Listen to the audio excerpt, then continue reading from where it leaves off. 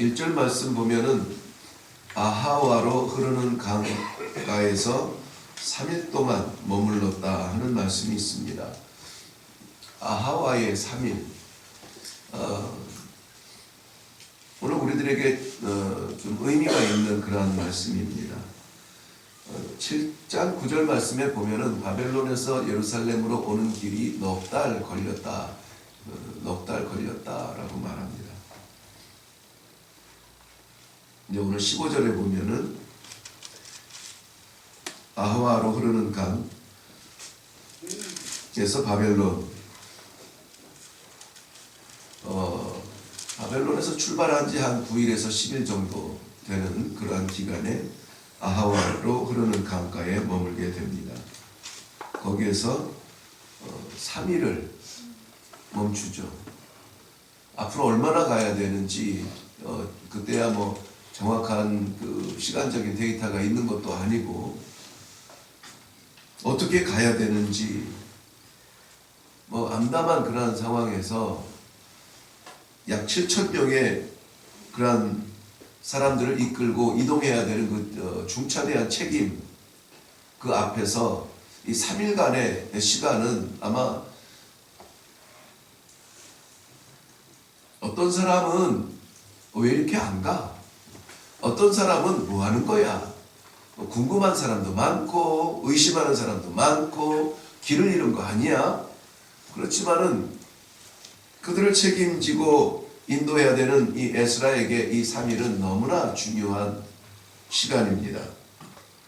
오늘 우리들에게도 이 말씀을 대하고 기도에 들어가는 이 30분, 3일에 비하면은 긴 시간은 아닙니다만은 이 하루를 살아가기 전에 먼저 잠시 멈추어 서서 하나님 말씀 앞에 서는 이 30분의 시간이 많은 사람들이 아이고 좀 더 자면 좋은데 그 시간에 운동하면 좋은데 뭐 이런저런 말로 우리를 이해하지 못할 뿐만이 아니라 뭐 오해하는 사람들도 있겠지만은 그러나 하나님 앞에서 너무나 소중한 시간이라는 것을 오늘 이 본문 말씀 가운데 우리 한번 같이 살펴보고 이 자리를 굳건하게 지킬 수 있기를 바랍니다. 오늘 이 7,000명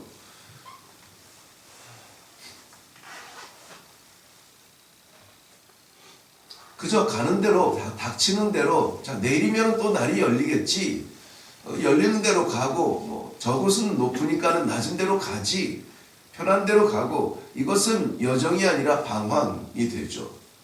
그런데 예루살렘으로 향하는 목적지가 있는 이 이스라엘 백성들은 그 길을 갈 수 있는 우리의 여력과 가는 방향과 이런 것들에 대해서 정확하게 점검할 필요가 있었습니다.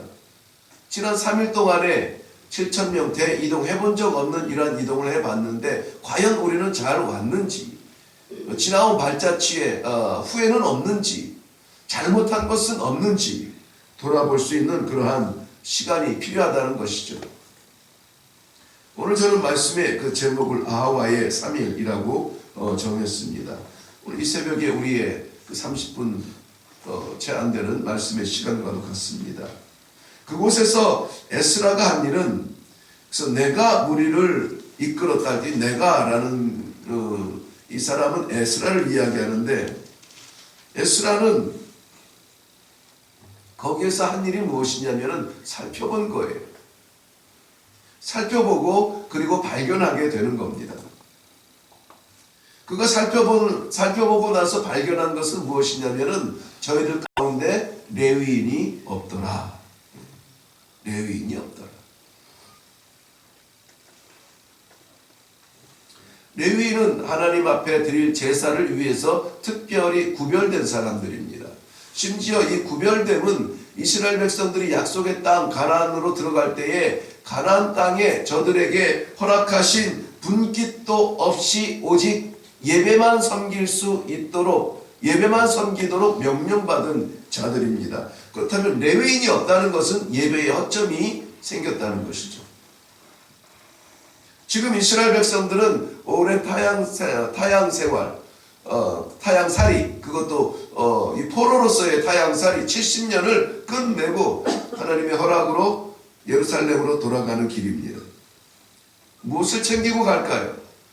그래도 그 오랜 기간 동안에 우리 아버지 때부터 할아버지 때부터 지나온 그 세월 동안 얻은 재산이라고 있는 것은 수레라도 끌고 가겠죠.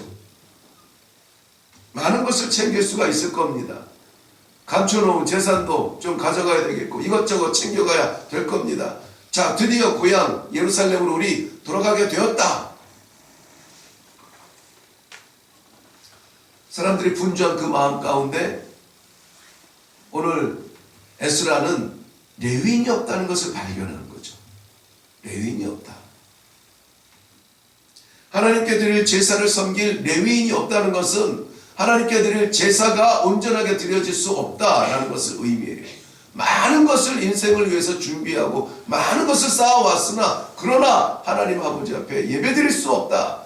예배가 제대로 드려지지 않는다. 예배가 형식화되었다. 진심으로 하나님 앞에 나아갈 수 있는 방법을 잃었다. 말씀을 잃었다. 위기를 느끼게 된 것이죠. 에스라는 즉시 몇 사람 지도자들을 세워서 가이비아 지방으로 사람들을 보냅니다.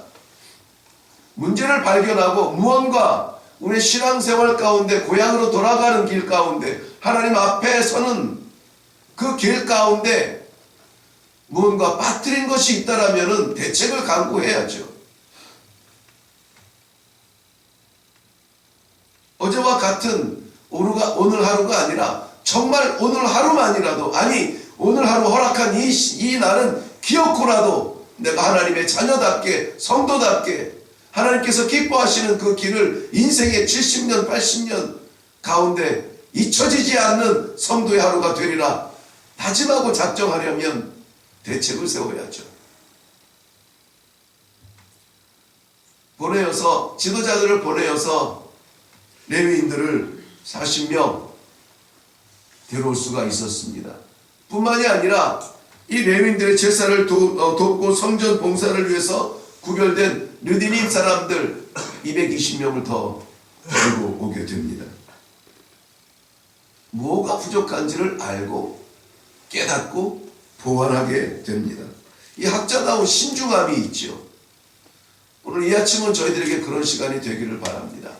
내가 하나님의 영광의 자녀로 살아드리기를 원하지만 내가 하나님의 영광의 기쁨이 될 만한 그러한 성도의 삶을 결단하고 작정하고 지키며 나아가는지 학자다운이라는 말을 제가 할 수는 없겠으나 그러나 진정성 있는 하나님 앞에서의 고백 같은 침묵의 시간이 오늘 우리들에게는 필요하다는 것입니다. 마태복음 19장에는 부자 청년 이야기가 나옵니다. 예수님께 나옵니다.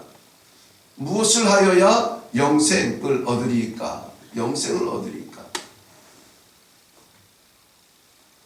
예수님께서는 말씀하십니다. 하나님께서 말씀하신 모든 율법을 지켜라. 이런저런 율법을 지켜라. 자신 있게 말합니다. 내가 그 모든 것을 다 지켰습니다.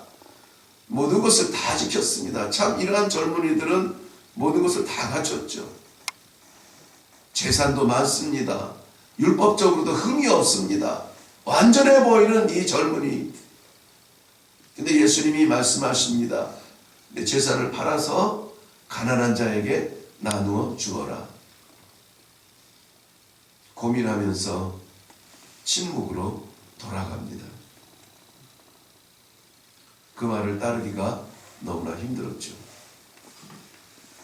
약점에 대해서는 하나님께서는 말씀해 주시고 그 약점을 채우려는 결단을 하지 못하고 돌아가는 겁니다.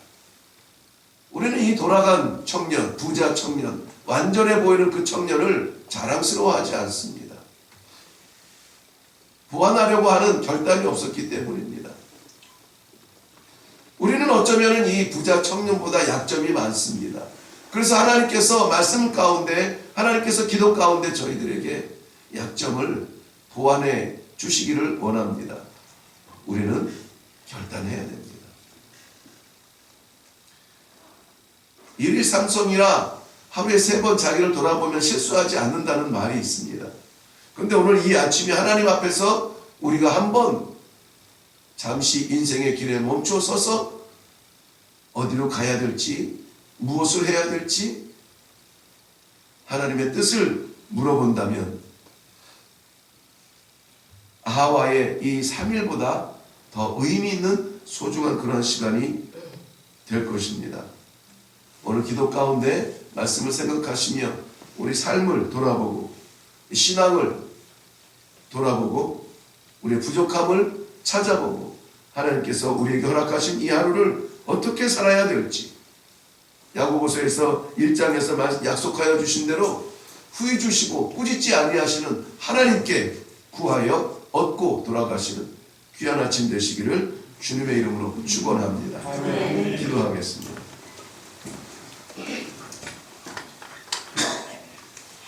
오늘도 안갯길 같은 이 하루를 살아내기 전에 성도로 살아야겠기에 하나님 말씀 앞에 서서 하나님 어디로 가야 할까요? 하나님 무엇을 해야 할까요? 우리를 내려놓고 온전히 하나님 앞에 서게 하심을 감사합니다. 이 시간 저희들에게 허락하시는 그 모든 말씀들, 그 모든 진로들, 그 모든 하나님의 마음들 깨닫게 하시고 그 길로 따라 일어날 수 있도록 알겠습니다. 그렇게 하지요. 결단하는 아침이 되게 하여 주시옵소서. 감사드리옵고 예수님 이름으로 기도하옵나이다. 아멘. 이 시간에 우리 말씀 들은 대로 이 아침에 허락된 이 짧은 시간 하나님 이 하루를 바로 갈 수 있도록 하나님께서 길을 인도해 주시고 열어주시고 함께 동행하여 주사 이 하루가 후회되지 아니하고 오히려 우리 성도의 삶 가운데 인생 가운데 기억에 남는 그런 하루가 되게 하여 주시옵소서. 우리 기도하면서 내려갈 수 있기를 바랍니다.